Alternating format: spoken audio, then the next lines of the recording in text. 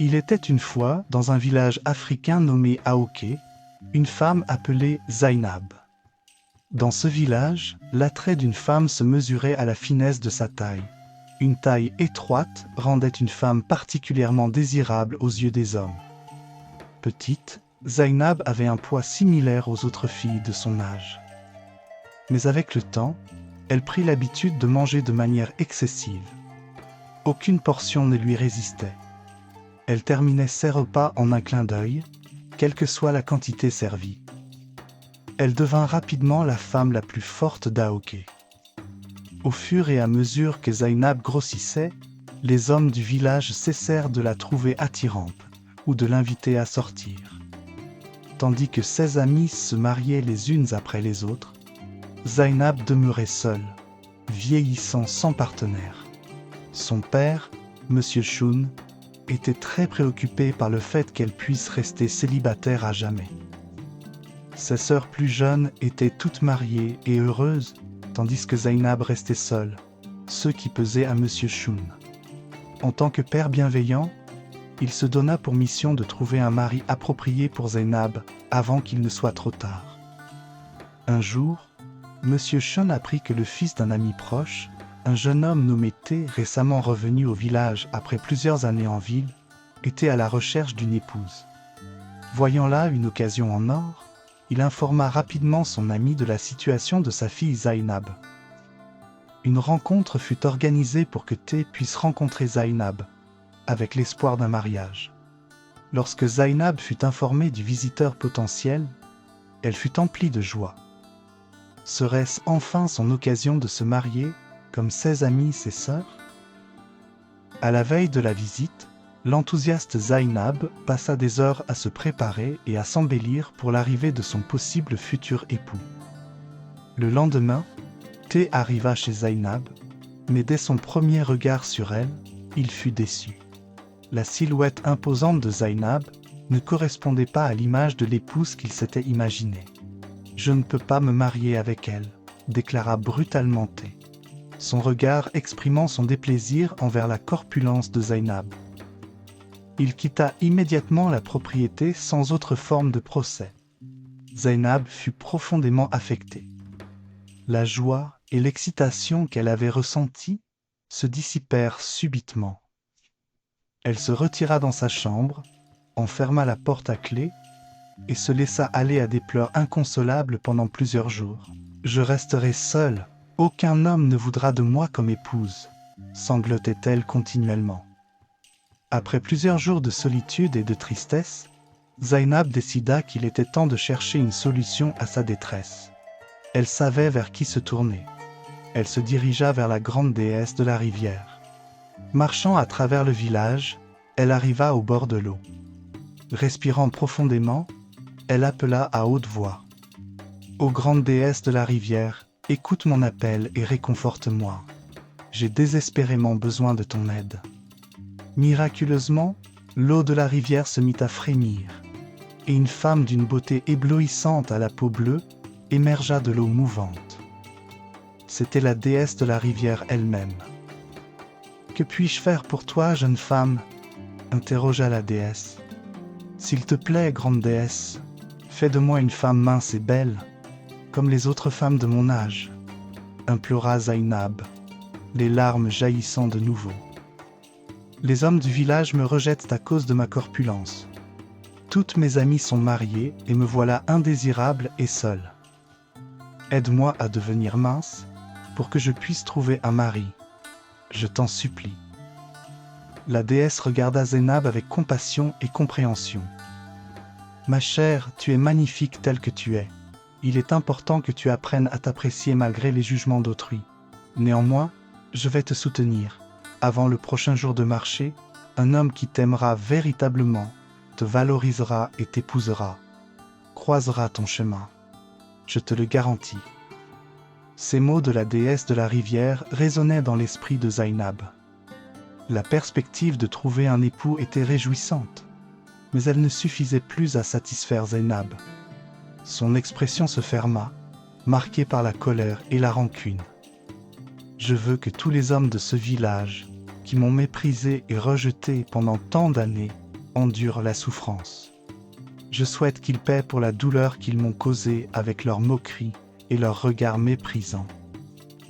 La déesse de la rivière observa un silence, puis déclara simplement « Ton désir est exaucé ». Le lendemain, un chaos sans précédent éclata à Aoke. Les hommes se réveillèrent pour constater que leur virilité avait disparu, comme effacée sans laisser de traces. Affolés, ils se tournèrent vers le prêtre vaudou du village, un homme réputé pour ses vastes connaissances des arcanes spirituels. Après une consultation de 16 oracles, le prêtre annonça « C'est l'œuvre de Zainab, la dame corpulente, qui a réclamé votre virilité en vengeance pour les années d'humiliation et de rejet. » Il proclama que leur virilité ne serait restituée que si chaque homme s'unissait à Zainab. Jusque-là, ils resteraient diminués. Un soupir de désespoir se fit entendre parmi les hommes à cette révélation. Les paroles du prêtre étaient irrévocables. Pour retrouver leur intégrité, ils devraient s'unir à celle qu'ils avaient longtemps dédaignée.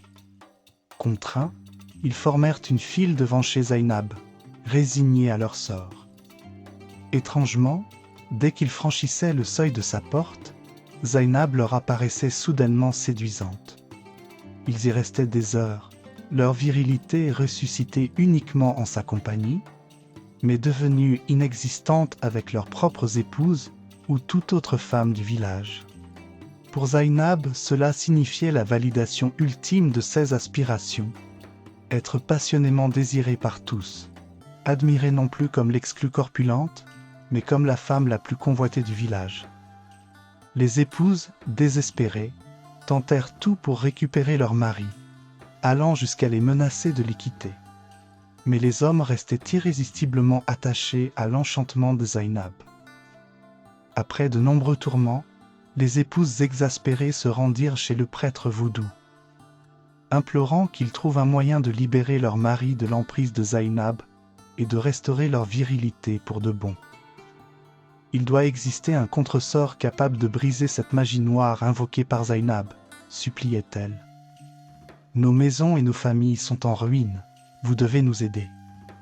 Touché par leur détresse, le prêtre vaudou jeta des sorts et consulta à nouveau son oracle mystique. Après quelques instants tendus et un frémissement de son nez, il déclara « Oui, il existe un moyen de rompre ce charme. » Il tendit aux épouses un petit pot contenant une magie ancestrale. Vaporisez ce contenu autour du cœur de Zainab, et elle tombera dans un sommeil profond, puis récitez cette incantation de contresort que je vais vous enseigner. Le sort qui pèse sur vos maris sera dissous, leur désir pour d'autres femmes sera instantanément restauré. Les épouses serrèrent le pot précieusement et mémorisèrent rapidement l'incantation du prêtre vaudou, le remerciant pour son aide. Cette nuit-là, tandis que les hommes étaient à nouveau chez Zainab, les épouses exécutèrent leur plan. Dans l'obscurité, elles pénétrèrent silencieusement dans la résidence de Zainab, les mains assurées. Elles vaporisèrent méticuleusement la substance blanche autour du cœur de Zainab, qui reposait, endormi, au centre de la pièce, entourée par les corps endormis de leurs maris et amants. Rapidement, elles récitèrent 3 fois l'incantation ancestrale, comme instruit par le prêtre. Au début, rien ne se produisit, mais soudainement, les hommes s'éveillèrent, secouant la tête comme s'ils émergeaient d'une transe. « Ma chère épouse, pardonne-moi, je ne voulais pas m'égarer. Une force obscure me contrôlait, » s'exclamèrent-ils en se ruant vers leurs épouses. Le sort était bel et bien brisé. Rapidement, la nouvelle de la dissolution du sort et de la fin de l'emprise de Zainab se répandit dans le village, apportant une immense joie aux couples réunis. Le jour suivant, Zainab se réveilla perplexe et désorientée, sans aucun souvenir des événements de la veille. Lorsqu'elle tenta de contacter les hommes qui avaient répondu à son appel avec tant de ferveur, elle ne rencontra que le silence. Les hommes étaient retournés auprès de leurs femmes, évitant même de jeter un regard vers Zainab, maintenant que le sort qui les liait avait été rompu.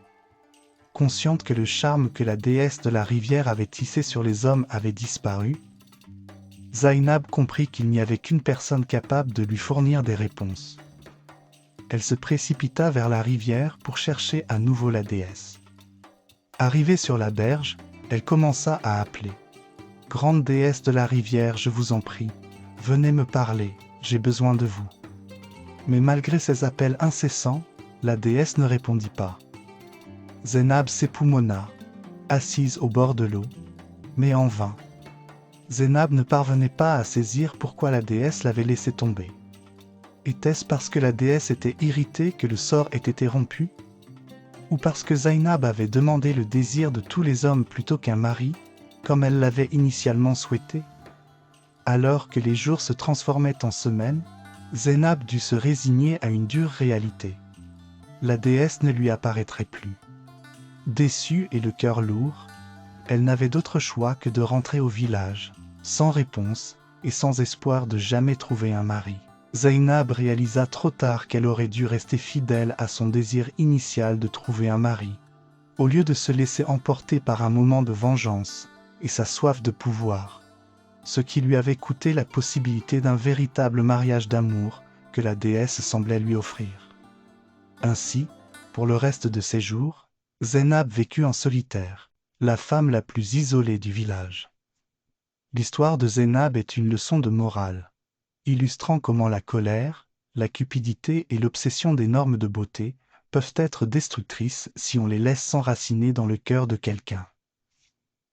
Bien que victime de préjugés durant des années en raison de son physique, la vengeance de Zaynab ne lui apporta ni bonheur véritable, ni satisfaction finale. La leçon de cette histoire est tirée du livre des Proverbes, chapitre 4, verset 23. Garde ton cœur avec toute diligence, car de lui viennent les issues de la vie. Merci d'avoir regardé la vidéo, et à bientôt pour une nouvelle histoire sur Au cœur de la story.